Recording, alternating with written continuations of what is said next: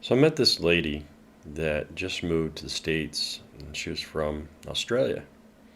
And she had bought a house in Australia. It was an old home. It was from the late 20s to early 1930s. And it was kind of a smaller home, under about 1,500 square feet. Um, and, it was said to have had some hauntings or some things in the past that have come up that just didn't seem right. And that's why she got the home, we think, for so cheap. And some of the things was one day she came home from work and there was a board that used to cover the attic access. And it was, it's not a piece of sheetrock, it was actually a piece of solid oak, almost 2 inches thick, that, you know, covered the access, and so you couldn't get up or down it was just not used. And it was broken in half, and it was down at the bottom, right there on the floor. There was some insulation around it, and someone had to have broken this with something pretty substantial, pretty big, pretty heavy, because it was such a solid piece of wood. And immediately, of course, this was shocking to her. And so she hired a local handyman to come and repair the wood. So he came and he put a new board up, and he actually sheetrocked the opening back and spackled it and painted it up so it looked brand new and nice. And so it was forgotten. A couple weeks go by, and she comes home from work again, and now not only is the board broken on the ground, but all the sheetrock, all that area that he had just fixed and placed up there, was on the ground.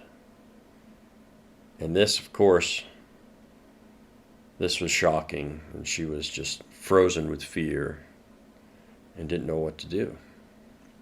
So she ran out of the house, and she went over to her mother's, and she stayed at her mother's for the next few days. And her dad went up to check on the house and see if he could make sense of it and what happened. And he examined the board and examined the findings and didn't find any footprints or anything or any access to the attic. And he got the chills from it. He did not feel right about it. It felt wrong. His concern was that someone was breaking into the house. But there was, like I said, no signs of the attic.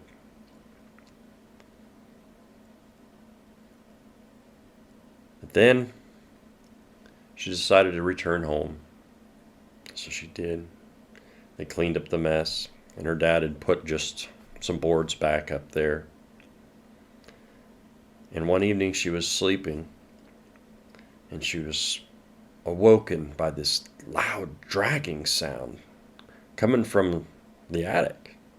It sounded like someone was pulling a body across the attic floor. She froze. It was not a sound an animal could make. And she just could not build up the courage to get out of bed and see what it was. So finally, she jumped out of the bed, ran to the bathroom, and the board that was covering the hole had fallen to the ground again. She felt sick. She was scared. She didn't know what to do. So she just thought, I need to get dressed and run out of this house. And then she heard voices, children's voices, from the attic.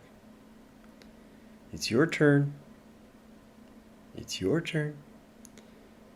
So she immediately switched on the lights and turned the TV on and got dressed and left the house, headed back to her mother's.